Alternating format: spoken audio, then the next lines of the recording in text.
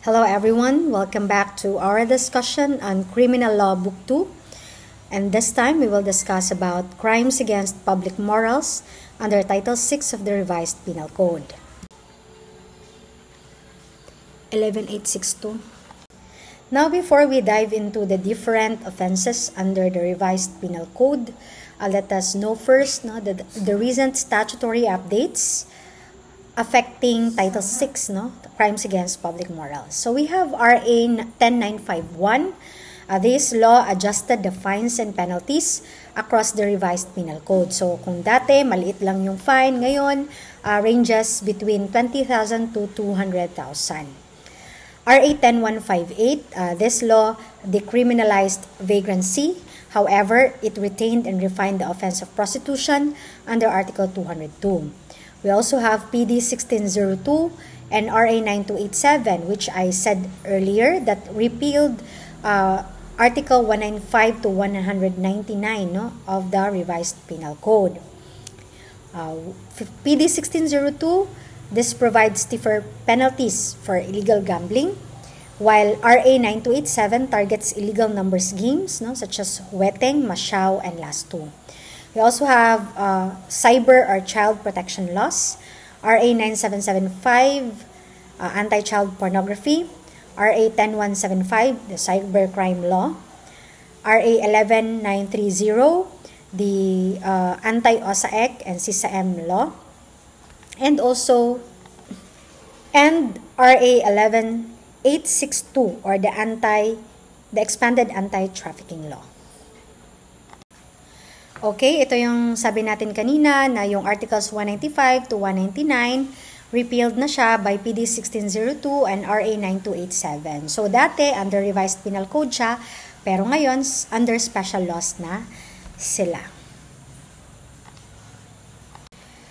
Now let us define illegal gambling. So ano ba ang ibig sabihin ng illegal gambling? So the definition of illegal gambling can be found in Executive Order number 13, series of 2017. So this expanded the definition of illegal gambling as committed by any person who, so any person meaning kahit na sino, in any manner, kahit any method, shall directly or indirectly take part in any game scheme, regardless of whether winning thereat is dependent upon skill or chance or both, wherein wagers consisting of money, articles of value, or representative of value are at stake or made, when such game is not authorized or licensed by the government agency duly empowered by law, or its charter to license or authorize the conduct of such games, or is conducted in a manner that violates the terms and conditions duly prescribed by the said government agency. So, himay-himayin natin yung definition. Number 1, it can be committed by any person. So, hindi lang yung bettor, pwede yung operator or maintainer or conductor ng gambling. Second is any game of chance or game scheme. So, whether it be color games, it be number games, or cockfighting, horse racing rather, or any game scheme, and whether kung ang winning or kung ang person is manalo siya either due to the skill or due to luck or chance, so regardless, basta merong bet or merong taya, so nagtaya ka tapos kung let's say for example, kasali kasi yung basketball. Like for example, merong larong basketball, merong competition. So, let's say Team A and Team B. So, ngayon, nagpustahan kayo kung sino yung mananalo. So, it's skill, 'di ba? Kasi hindi siya dependent upon chance. It can depend upon chance or luck or upon skill. So, pwede both, So, kung sino yung manalo, kunyari, magbet ka na si B yung manalo sa akin, yung isa naman is si A. So, kasali pa din yun. Illegal gambling pa din yun. Basta any game scheme. So, wala siyang restriction. So, basta merong taya. Nagtaya ka, either money yung tinaya mo, or articles of value, or anything na merong value, or representative of value. And another is, when such game scheme is not authorized or licensed by the government agency. So, meaning to say, dapat yung game scheme or game of chance na sinalihan mo is hindi siya authorized by law. So, question natin, ma'am, meron palang mga authorized na mga gambling activities? The answer is yes, meron naman, no? Gaya ng, for example, yung mga casinos. They are authorized by PAGCOR, di ba? There are casinos na authorized by PAGCOR. Ano pa? Yung lotteries, di ba authorized yan by the PCSO? Ano pa? Yung mga cockfighting activities, no, sa mga local governments, because the LGU under the local government code is empowered, no, to give license to cockfighting and to parang maintain or operate cockpits, 'di ba? So merong mga ganun. So maging illegal ka lang na gambling kung hindi ka lisensyado or hindi ka authorized by the government. Or take note of the last phrase, is conducted in a manner that violates the terms and conditions duly prescribed by the said government agency. So, kahit na meron kang license or authorized ka to conduct game of chance or game scheme, kung hindi naman yan conducted in the manner that is within the terms and conditions of that license, then liable ka pa rin. Example, yung mga cockfighting daw na activities, meron yang specific time and specific day na pwede mo siya i-conduct na nakaspecify doon sa license mo. So, kung you conducted it beyond what is prescribed, no, in the license, then that is considered conducted in a manner that violates the terms and conditions of the license. So, hindi mo sinunod yung coverage ng license mo. So, still, you can still be considered illegal. That can still be considered illegal gambling. Kasi, although license ka, pero hindi ka nagsunod sa terms and conditions, illegal gambling ka pa rin. So, yan ang ibig sabihin ng illegal gambling. And take note also na yung participation mo sa illegal gambling, whether directly or indirectly. Ano ba yung ibig sabihin nun? Whether ikaw talaga yung nag-place ng bet, ikaw talaga yung tumaya, that is directly. Indirectly naman, kunyari, side bet, meaning nakipag-share ka with other person, nakisali ka sa bet niya. So, kahit na hindi ikaw yung actual talaga nag-bet, you are still liable, no, for illegal gambling by indirectly taking part, no, in any game scheme. Now, second paragraph, all gambling activities and services directly or indirectly related to or in support of such gambling activities conducted beyond the territorial jurisdiction of the government authority which issued the license therefore shall be dealt with as illegal gambling. So, ito siya. Kunyari, you are authorized to conduct gambling. Meron kang license. Sabi doon sa license na, dito ka lang sa Davao del Norte mag-conduct. Or, let's say, sa Kapalong ka lang, municipality of Kapalong ka lang mag-conduct. So, ngayon, nag-conduct ka beyond the municipality of Kapalong. So, yung conduct mo or yung operations mo outside the municipality of Kapalong will be considered illegal gambling kasi it was conducted beyond the territorial jurisdiction. Although, meron kang license to conduct, pero limited siya sa municipality of Kapalong. So, still, kahit na may license ka, you can still be charged of illegal gambling. So, take note of the definition of illegal gambling. So, we go to the elements of illegal gambling. So, ano ba yung dapat nating tandaan to determine whether or not there is illegal gambling? So, first, of course, no, the accused took part directly or indirectly in a game of chance, scheme, or betting activity. So, dito, this first sentence, the person mismo, yung accused mismo, siya yung nag-participate. Siya yung nag-bet or nag-side bet. Kasi directly or indirectly. Or shall knowingly permit any form of illegal gambling in a place owned or controlled by him. Although hindi siya bettor, pero siya yung nag-maintain ng mga betting activity or gambling activity at doon sa kanyang place, no? It's either Actually, yung place dito, hindi siya limited to a location. It can include vessel or any mode of transportation basta owned or controlled by the accused. So, doon yung ginagawa yung betting or illegal gambling activity. And, take note of the second element, the game is not authorized by law or competent authority. Kasi nga, hindi lahat ng mga gambling activities are considered illegal. Only those gambling activities that are not licensed or authorized by competent authority. Okay, so sabi natin kanina, hindi lahat ng gambling activities ay illegal because there are certain gambling activities that are allowed by law, no? Are regulated by law. So example, horse racing, cockfighting, sweepstakes, lotteries, and gaming casinos. Even including online gaming, no, when the game is accessed outside the Philippines by foreign-based players. Kaya nga meron tayong mga pogo, di ba? They were valid, no, before the president banned them, no, through his parang presidential proclamation.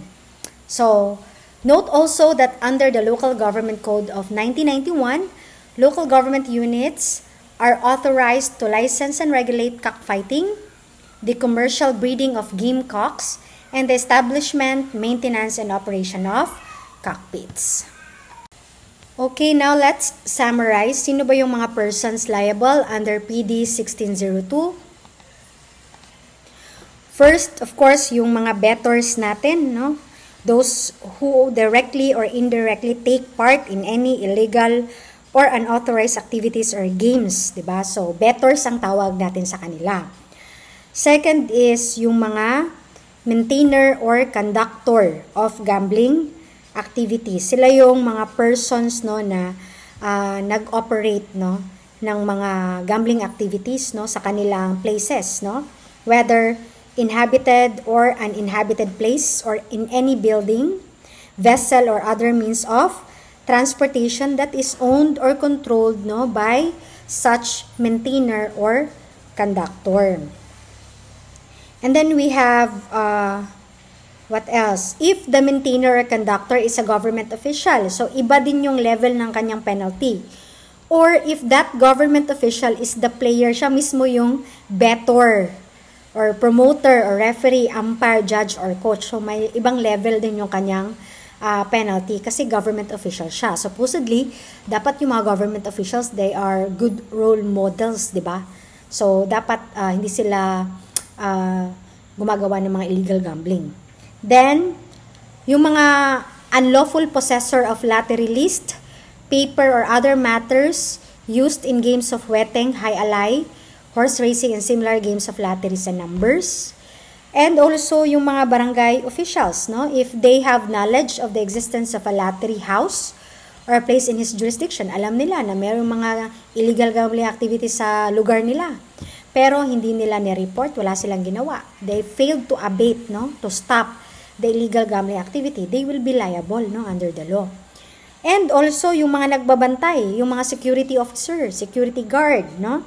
Watchman, private or house detective of hotels, villages, buildings, enclosures, and the like, no, which have the reputation of a gambling place or where gambling activities are being held. So, yung mga nagbabantay, no, ng gambling activities, they are also liable under PD 1602. Again, before we proceed to RA 9287, summarize lang din natin.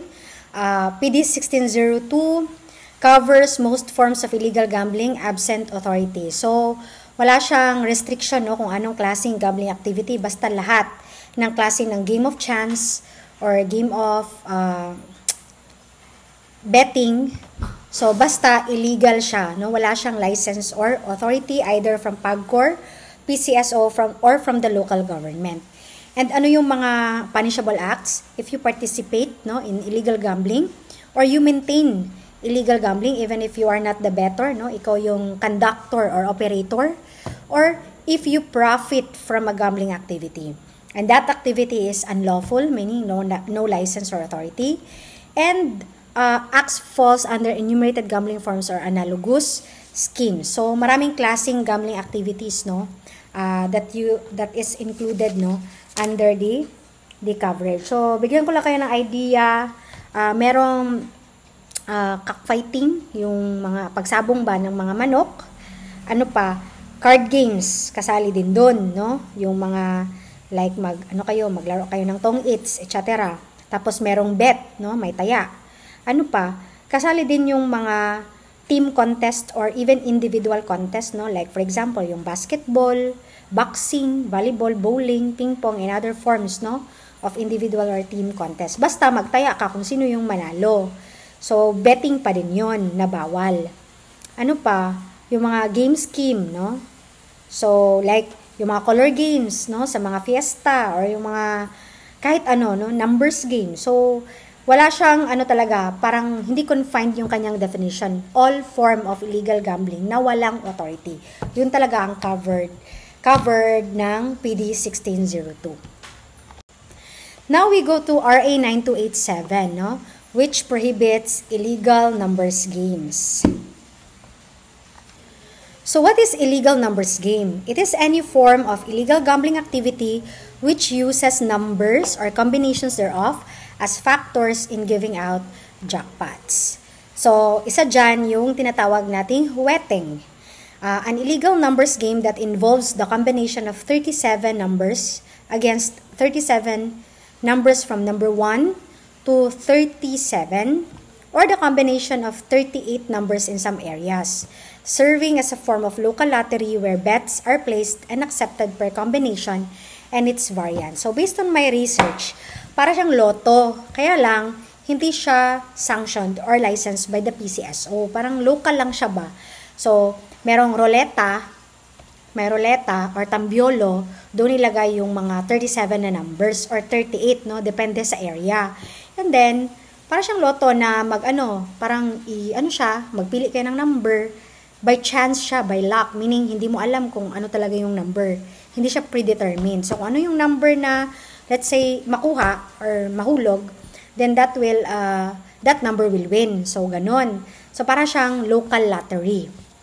Now, Masyaw naman, this is an illegal numbers game where the winning combination is derived from the results of the last game of high alay or the special llave portion or any result thereof based on any fictitious high alay game consisting of 10 players pitted against one another and its variant. So, hindi ko masyadong alam kung ano yung Masyaw, no? Hindi ako familiar sa kanya. Basta, number pa din yung ginagamit dito for winning. Pero itong last two, ito yung pinaka-common sa lahat, no? An illegal numbers game where the winning combination is derived from the last two numbers of the first prize of the winning sweepstakes ticket which comes out during the weekly draw of the Philippine Charity Sweepstakes Office and its variant. So, usually ang ginagawa sa PCSO sa last two is that, kunyari, may draw ngayon, like, yung PCSO, like, ano ba yung mga numbers nila? Like, sabihin natin, 55. So, from 1 to 55. So, kung, di ba, usually, 6 yan na numbers na manalo, dapat 6 na straight numbers na dapat kung ano yung lumabas sa loto, yun talaga yung 6 na numbers na nahulaan mo para manalo ka ng loto. So, yung last 2 dyan, yung last na 2 digits. Or parang ganon, last na 2 digits sa 6 na numbers. So, yun. Kung ano yung last na 2 digits, then, last 2 numbers of the first prize winning, of the winning sweepstakes ticket, then yun ang lalabas sa last 2. At hindi yan allowed, no? Hindi yan sanctioned by the PCSO, kaya illegal siya. So, yan ang mga illegal numbers game under RA 9287. So, we're done with the definition of illegal numbers games and the different types of illegal numbers games, no, that is prohibited under RA 9287. Now, sino ba yung mga liable, no? Who are the persons liable under RA 9287? So, of course, number 1 talaga yung mga bettors, no? They are liable, no? Personnel or staff, no, ng Weteng, Masyaw, last 2, company, no? So, sino yung mga tao nila dyan, no? Collectors or agents, or tinatawag natin cobrador or cobrador. Yung mga controllers, operators, financiers, yung mga nagfi-finance ng mga illegal number scheme. At saka of course yung mga protector or cuddler. And also, no, yung mga government employees and or officials that are involved, no, in illegal number games. So, meron silang liability also and mas malaki yung kanilang penalty. And also, kasali din sa batas yung liability ng mga parents or guardians, no, if yung involved, no, sa illegal numbers games are mga minors. So, under Section 6, no, meron tayong imprisonment of 6 months and 1 day to 1 year, no? And the fine of 100,000 to 400,000 to the parent, guardian, or person exercising moral authority over a minor, ward, or incapacitated person who induces or causes such minor to commit any of the offenses punishable under the Act. Okay, so kapag sila yung dahilan or sila yung nag-induce or nagsabi sa minor na magsali kayo dyan, maglaro kayo dyan, ayan. So, parang na siyang parang sindikato, parang ganyan, ginagamit yung mga bata, no, to play illegal numbers games. Kasi alam nila na meron ding protection, no, under the law, yung mga minors natin. So, liable yung parents tsaka guardians. Yung penalties natin dito depende sa role, no? Depende kung ikaw ay debtor, ikaw yung staff, collector, operator, or ikaw ay government official or employee, or kung ikaw ay parent or guardian. And also, yung factor din dito yung recidivism, meaning to say, yung paulit-ulit mo na lang ginawa yung crime, no? So, mas malaki yung penalty, no, for those recidivists.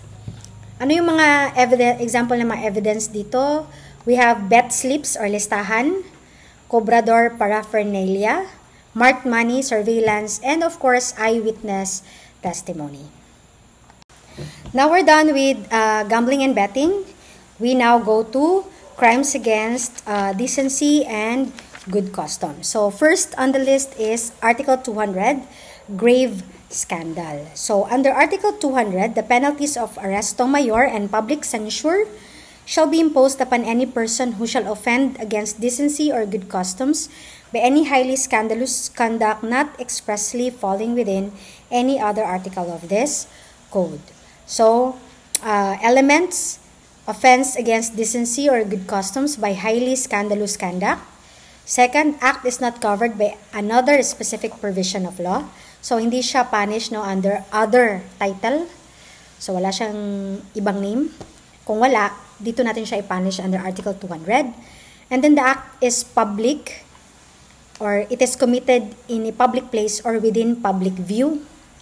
So, example natin dito yung public sexual acts in a park or plaza. Yung magawa kayo ng sexual activity or sexual intercourse or lascivious conduct sa public places or within public view. No, like sa plaza or sa mga government facilities. Basta yung yung public place or makita ng public. So bawal 'yun siya. And then lewd dancing or performance in public spaces without permits or safeguards and in a scandalous manner. So yung mga lewd dancing, no, yung mga ano ba 'yan? Openly committing indecent acts that disturb public decency. So yun yung mga examples natin for grave scandal. So, ano yung mga kailangan nating tandaan, no, for grave scandal? So, these are the elements. Number 1, the offender performs an act or acts highly scandalous and offensive to decency or good customs. Second, the act or acts are not expressly falling within other provisions of the revised penal code. And third, the act or acts are done in a public place or within public view, causing scandal to the community. So, let me give you an example. Kunyari, merong magjowa, no? Tapos ngayon, nag-date sila sa, let's say, sa e-park, for example. So, public place, di ba? Maraming tao. So, ngayon, doon gumawa sila ng sexual activity or lewd mga activities doon sa public place. So, walang nakakita, for example, no? Wala'y nakakita. Sila lang dalawa. Pero nasa e-park sila. So, question ngayon, meron bang grave scandal na nakomit? So, Balikan natin yung elements, no? Nag-perform ba sila ng act or acts highly scandalous and offensive to decency or good customs? The answer is yes, because they did some sexual activity, di ba? So that's offensive to decency or good customs. Then, meron bang nag-fall ba siya sa other na provisions ng revised penal code? Wala naman, di ba? Is the act of having sexual intercourse with your partner punishable under the revised penal code? There is no specific provision, no, that punishes it. So therefore, hindi siya falling within other provisions of the RPC. Third, ginawa ba nila in a public place or within public view? The answer is yes, because yung place kung saan nila ginawa yun is sa e-park, di ba? Which is a public place. Kahit na walang nakakita na public na ibang tao, for as long as that conduct or scandalous act is performed, no, in a public place, committed na yung crime of grave scandal. Now, let's change the facts. Let's say sabihin natin, the couple had or did sexual intercourse doon sa kanilang bahay. Pero ang bahay naman nila is naka-glass. Hindi nila sinara yung kanilang curtains para hindi sila makita ng mga neighbors. So, inopen nila yung curtains, so makita sila sa labas. 'Di ba? Usually pag gabi, pag open yung light natin sa loob, makita talaga kung anong nangyayari sa loob ng bahay, no? Kapag glass yung ating wall. So, ang nangyayari, dahil open yung kanilang ilaw and then hindi naka-close yung curtains nila, yung kapitbahay nila, nakita nila na nag-sexual intercourse silang dalawa doon sa bahay nila. So, ngayon, yung question, is there grave scandal? Meron bang grave scandal na nakomit yung couple na yon? So, i-review mo lang yung elements, no? So, the answer is yes. Although they committed it inside a private property, yung kanilang bahay, pero dahil it is within public view, ayan, nakita ng kapitbahay, yung ng ibang tao, yung ginagawa nila, yung sexual intercourse or sexual activity, then that will still constitute grave scandal. So, because the act is highly scandalous and offensive to decency or good customs. Kaya nga sinasabi nila, 'di ba, na bakit parang ang laswan nyo, no? Bakit nyo ginagawa yan sa public view? So yan ang ibig sabihin ng grave scandal. So, liable kayo kapag gawin nyo yan under Article 200. Now we go to Article 201, the offenses on immoral doctrines, obscene publications or exhibitions, and indecent shows. So there are 3 punishable acts here. Number 1 is if you publicly expound doctrines openly contrary to public morals. Parang oral siya. Sabihin mo ba? Parang mag-announce ka or kabastusan na mga salita. So that is the first punishable act here, no? If you publicly expound immoral doctrines. Second is if you sell, give away, exhibit, or publish obscene materials or literature. So hindi siya verbal, parang nag-give away ka or nagbenta ka ng mga obscene materials, let's say mga pornographic materials, for example. So, or literature. So, that's another punishable act. And the third one is those who exhibit indecent shows or perform in indecent shows like theater or yung mga shows. So, kapag may mga kabastusan doon na ginawa, no, nag-perform ka ng mga kabastusan like sa stage na maraming tao, so that is punishable under Article 201. So, yung penalty natin dito, prison mayor or fine ranging between 20,000 to 200,000, no? As amended by RA 10951. So, key points to remember under Article 201. Assessment of obscenity considers the work as a whole and contemporary community standards. So kasi parang i-judge daw natin, paano natin sabihin na obscene yung materials or obscene yung show or obscene yung sinabi, depende siya, no? Depende yung standard natin of the term obscenity. So, warrant and due process requirements govern seizures or closures in the case of PETA versus CA. And then, here, the Supreme Court held in Fernando versus CA, GR number 159751, that obscenity is an issue proper for judicial determination and should be treated on a case-to-case basis and on the judge's sound discretion. So, actually, wala talagang hard and fast rule on what obscenity means, no? Depende daw siya on a case-to-case basis. So, medyo hindi settled pa yung definition ng obscenity under Article 201. So, basta lang, ito ay mga kabastusan, no? Na it's either expounded verbally to the public, openly to the public, mga kabastusan sa public, or nag-distribute ka or nagbenta ka ng mga obscene materials or literature like mga videos, no, na mga pornographic materials, and then nag-perform ka ng mga indecent or mga kabastusan, no, na show. So yan yung mga covered under Article 201. So we have this case of Ang Ladlad LGBT Party versus COMELEC. GR number 190582, decided in April 8, 2010. So, what happened pala in this particular case? Itong Ang Ladlad LGBT Party, nag-apply sila ng accreditation as a party list representative.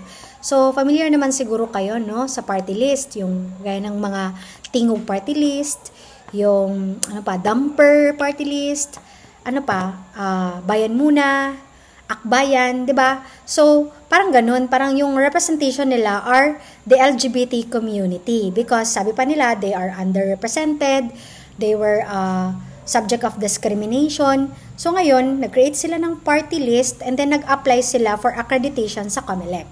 However, in this case, the COMELEC rejected or denied their application for accreditation. Invoking, no, na immoral daw yung grupo na yan, yung LGBT party list. Pero, ang decision ng Supreme Court dito is that the Supreme Court set aside the decision of the COMELEC denying the application of the Ang Ladlad LGBT Party based on the following reasons, no? Yang makita nyo sa screen, yan ang mga sinite ng Supreme Court na reason kung bakit inallow ng Supreme Court yung accreditation, no, ng Ang Ladlad LGBT Party. So first is violation of non-establishment clause, no. The COMELEC's primary justification for denying accreditation was based on religious beliefs. So kumbaga dininay ng COMELEC yung accreditation based on religious beliefs, which directly contravenes the constitutional mandate for government neutrality in religious matters. The morality enforceable by law must be secular, not religious. Insufficient justification for exclusion on moral grounds, no. The COMELEC failed to identify any specific overt immoral act. So, sabi ng Supreme Court, ano ba yung specific immoral act? Yung nakomit ng Ang Ladlad. Bakit natin siya i-deny yung kanyang accreditation? Ayan. So, moral disapproval without more is not a legitimate governmental interest to justify discrimination. And then we have violation of equal protection. The COMELEC's differentiation against LGBTs based on moral disapproval lacked a rational relationship to any legitimate government end. It amounted to disapproval of or dislike for a disfavored group, which is not a legitimate state interest. LGBTs have the same interest in participating in the party list system as other political parties. Then, also the Supreme Court cited violation of freedom of expression and association. And then, the Supreme Court also said that the LGBT party list complied with RA 7941, no, with respect to the requirements, no, for accreditation. Sabi ng Supreme Court na nag-comply naman sila for accreditation. The COMELEC's belated allegation of Ang Ladlad's non-existence was a violation of procedural due process and was factually unsubstantiated, as Ang Ladlad had listed numerous affiliates nationwide. And consistency with international law. The court found its decision to be fully in accord with our international obligations to protect and promote human rights, particularly the principle of non-discrimination as enunciated in the Universal Declaration of Human Rights and the International Covenant on Civil and Political Rights. It noted that the ICCPR Human Rights Committee construes sex to include sexual orientation for non-discrimination purposes.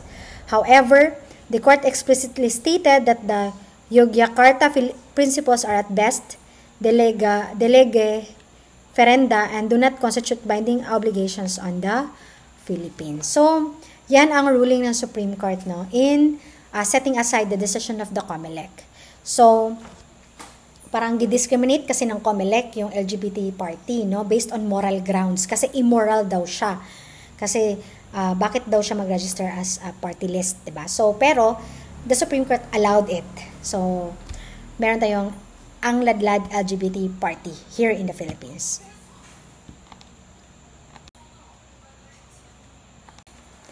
Now we go to the last article of section Title 6, no, Crimes Against Public Morals, which is the offense of prostitution. Before, meron itong vagrancy na offense. However, vagrancy was deleted by RA 10158, pero na-retain yung offense of prostitution. You know, I have a parang objection, no, dito sa particular article na to. Kasi here, the prostitution is defined as a woman who, for money or profit, habitually indulge in sexual intercourse or lascivious conduct. So, yan ang definition ng prostitution. Meaning, babae lang yung makakommit ng prostitution. Which is, hindi naman siya in reality. Kasi, there are men na nagko-commit into or nag-habitually engage in sexual intercourse for money or profit. So, against ako sa definition na to.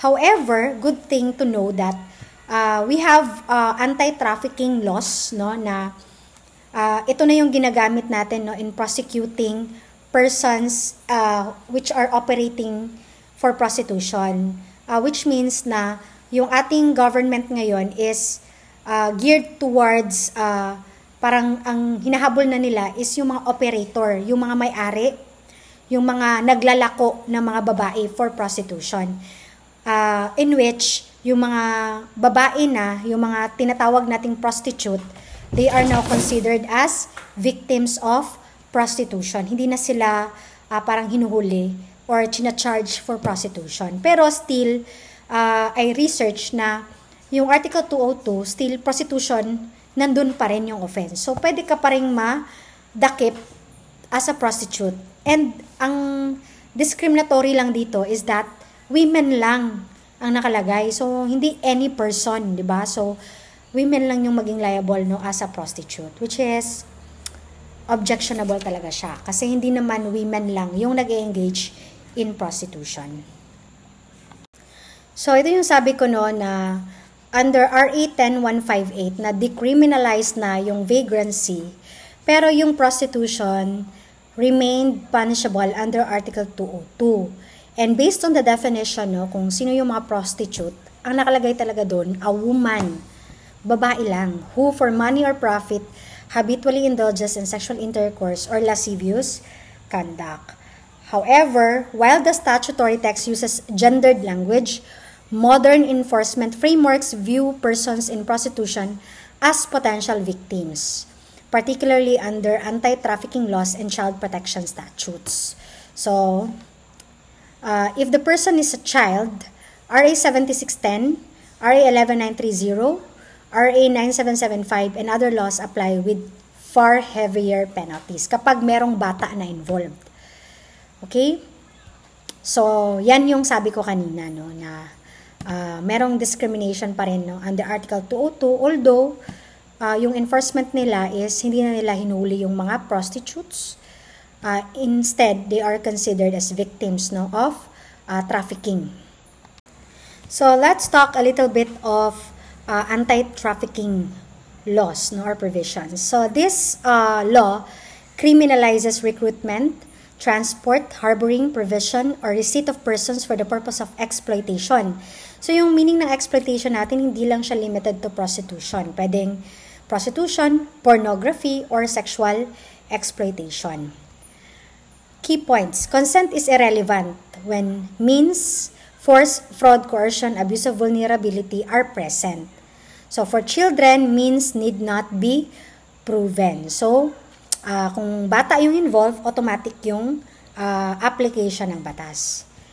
Higher penalties is imposed, no, with respect to qualified trafficking for child victims. We have corporate liability and asset forfeiture.